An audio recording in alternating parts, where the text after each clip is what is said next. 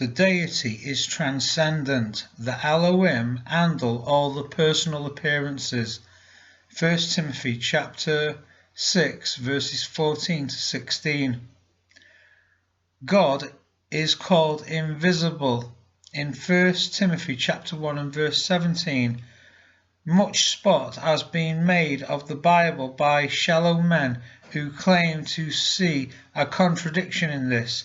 They read such passages as Exodus chapter 33 and verse 11 to prove that Moses saw God, Elohim, or an angel face to face, but they neglect other passages like Acts chapter 7 and verse 35, which shows that the angels were God's messengers to communicate with man.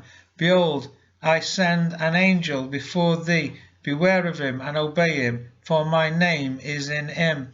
Exodus chapter 23 verses 20 and 21.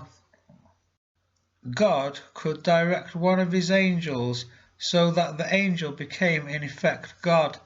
Compare, for example, Genesis chapter 32 and verse 30 with the book of Hosea chapter 12 and verses 3 and 5. Abraham was said to have talked to God, but a careful look at Genesis chapter 18 verses 1 and 2 and chapter 19 and verse 1 shows that he dealt only with angels. No man has seen God at any time. The only begotten Son, which is in the bosom of the Father, he has declared him. John chapter 1 and verse 18. Elohim stands for powerful ones or mighty ones. It is often translated God or gods. It isn't that far from being true, though, for it was Elohim who manipulated the planet and placed humans on it. It was Elohim who said, "Let us form the human in our image." It was Elohim who appeared to Abraham, Isaac, Jacob, Moses, Isaiah, Ezekiel, David, and Josiah, to name a few. The deity has never been seen by anyone. The Elohim handle all the personal appearances. We know this because Scripture clearly teaches that all creation was produced from one power, out of and from which are all things.